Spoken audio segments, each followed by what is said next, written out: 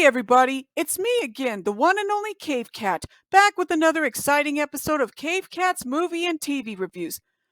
Now for this one, it's time that I talked about another anime series, as well as the first one that I've talked about ever since I covered Digimon Frontier for episode 11. As you can guess, it's Superbook. No, not the 2011 series, but rather the original 1981 anime. Believe it or not, this is actually one of the very first anime series that my brother and I ever watched when we were younger, even before being introduced to other anime, such as Pokemon, Dragon Ball Z, Gundam Wing, Ronin Warriors, Monster Rancher, and especially Digimon.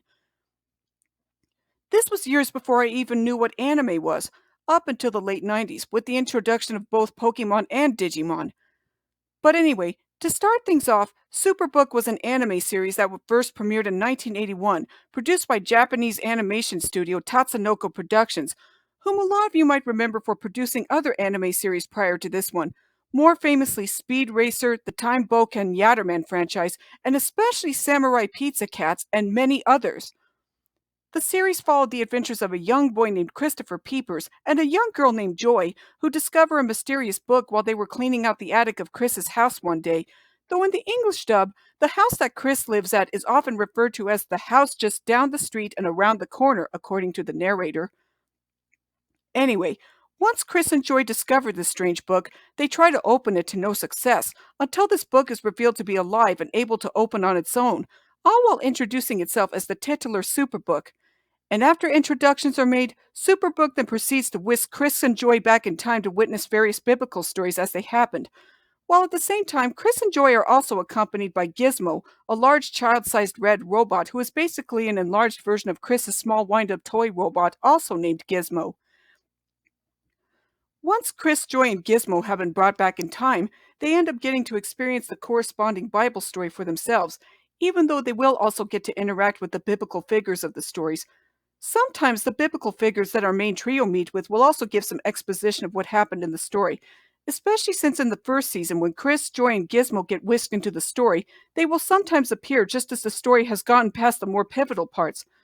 One example of this that I can name is when the main trio ended up in the story of Joseph, appearing just as the 7 bad years have started up and the people of Egypt and even Israel have come to get the amount of salvaged food that they need to get by during that time. Before the main characters meet with Joseph, who was the new governor at that time, where Joseph explains to them about how his ability to interpret dreams with God's help led to him getting sold into slavery by his brothers and ending up where he is now. But anyway, as for the show itself, I remember enjoying it a lot as a kid, and I still like it even after all these years, especially when I rediscovered it on TV when they reran it on NRB TV. Although when the show first premiered in America, it originally aired on the CBN, the Christian Broadcasting Network, which a lot of present-day TV viewers may now recognize as Freeform, though the channel previously went through different names, such as CBN, the Family Channel, Fox Family, and ABC Family. Though to be fair, when my brother and I saw the show on TV on Saturday mornings, it reran on TBN back in the 1990s.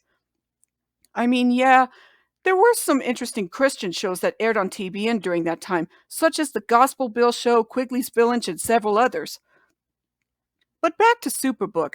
I actually enjoyed the show because not only did it do a great job retelling the Bible stories that were featured in the series, but they actually balanced the amount of screen time that the main characters would share with the biblical characters, even if there were a few episodes that added some details that were not included or mentioned in the original stories. Heck, even VeggieTales would sometimes add some details that weren't mentioned in the Bible stories that they retold, such as in Josh and the Big Wall, where, according to the audio commentary for that episode, Phil and Mike justified adding a scene with the Israelites building a rocket by stating, in their own words, that the Bible didn't say that they built a rocket, but it didn't say that they didn't. So in a way, you could say that the show actually predated VeggieTales in terms of retelling biblical stories, but I still enjoy both shows even in spite of this. I know that I kept saying this in nearly every single review that I've done, but as I keep saying, the main characters of the show are also fun and quirky in their own ways. Christopher, the main character, starts off being rather mischievous and prone to concocting zany schemes to try and earn extra money, almost like Calvin from Calvin and Hobbes. But as the episodes go on, at least he starts to mature after learning his lesson from the various stories that he and his friends experience. Joy is Chris's best friend who is more sensible than he is. though some episodes show her getting upset, offended, or jealous when Chris either teases her or shows affection to other women, especially since it's obvious that Joy has a crush on Chris. Gizmo is the robot buddy to Chris and Joy, touting himself as Gizmo, the Crusader robot, though he mainly serves as the comic relief due to the fact that he often suffers many misfortunes during the adventures, such as his wind-up key running down at the most inopportune times, since he runs by clockwork. But even in spite of this, he still proves himself to be a steadfast and protective friend to Chris and Joy. Aside from Chris, Joy, and Gizmo, the other recurring characters of the show include Chris's parents, Professor Fred Peepers, a science professor who tends to be rather absent-minded yet stern, especially when having to put up with Chris's mischievous antics. Phoebe Peepers, who is more tolerant of what Chris does, except on some occasions when she does scold Chris for his antics. Ruffles, Chris's dog, who can sometimes unravel any scheme that Chris has come up with, effectively derailing his chances at trying to cheat through life. Then come the second season, we also get more recurring characters, but with this new season, the English dub changed quite a few things. Allow me to explain. In the last episode of the first season, Chris, Joy, and Gizmo end up in the story of how Saul became the Apostle Paul, after Chris is curious about a special surprise that his mom has. After the story has wrapped up and Chris and Joy have returned home, it turned out that the surprise that Mrs. Peepers had for Chris and Professor Peepers is that Mrs. Peepers is preparing to have a baby, which meant that Chris is going to have a younger sibling, and that's the end of the season. Then we come to the second season, where we are introduced to a couple more recurring characters, as I mentioned earlier. With this new season, we get quite a few changes. First off, Chris and Joy are now a few years older than they were in the first season, and one of the new characters that we are introduced to in this season is Chris's younger brother, Uriah, or Yuri for short. At least in the original Japanese version, Yuri is supposed to be Chris's younger brother. However, one glaring change that the English dub made from the English-Japanese version is that they made Yuri be Chris's cousin instead of his brother for some strange reason. I have no idea why the dubbers decided to make that change, especially since in the last episode of the previous season, Mrs. Peepers made the announcement that she was having a baby. Talk about an obvious plot hole. And also in this season, another new character is Chris's Uncle Ken, who in the English dub is Uriah's father, while in the original Japanese version, he was just Chris and Yuri's uncle. But in both versions, he is still the brother of Professor Peepers. The second season of Superbook is also drastically different from the first season. For one thing, Gizmo, who was originally Chris's robot in the first season, is now a fully functioning life-sized robot who was built by Uncle Ken, who now belongs to Yuri. And for another, Ruffles, who only appeared in the real-world segments of the first season episodes, now plays an even bigger role, despite getting even less screen time than she did in the previous season. In this season, an incident led to Superbook getting programmed into the Peepers family's new computer, but while this was going on, Ruffles somehow leapt right onto the book while it was getting programmed, which caused her to get transported back into biblical times, so the main heroes have to get Ruffles back. However, in this case, only Yuri and Gizmo are the ones who end up going back in time to try and find Ruffles, all while also experiencing various Bible stories as they happened. Another difference between this season and the previous season is that while the first season had Chris, Joy, and Gizmo experience each Bible story once per episode, the second season had Yuri and Gizmo experience various Bible stories for 4 episodes. For example, the first episode of the second season had them ending up in the story of Abraham and Isaac, with the other 3 episodes following that one covering the more important aspects of the story.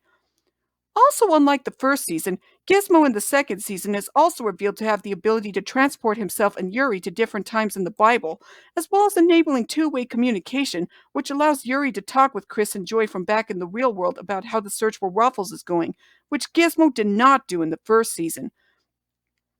To tell you the truth, I didn't really like this season as much as I did the first season, because aside from the dub-induced plot holes that I mentioned earlier regarding the relationship between Chris and Yuri, Chris and Joy didn't get a chance to go back in time with Yuri and Gizmo like they did in the first season, at least until the last 2 episodes, when after Yuri and Gizmo were successful in locating Ruffles. This season of Superbook isn't as bad as the third season of Adventures on the Book of Virtues, but in comparison to the first season, it's very few and far between, with Yuri being a rather weak and bland character, and especially with Chris and Joy not getting a chance to actually do something like they did in the first season. But at least I was able to get a chance to see this show back when I was really young.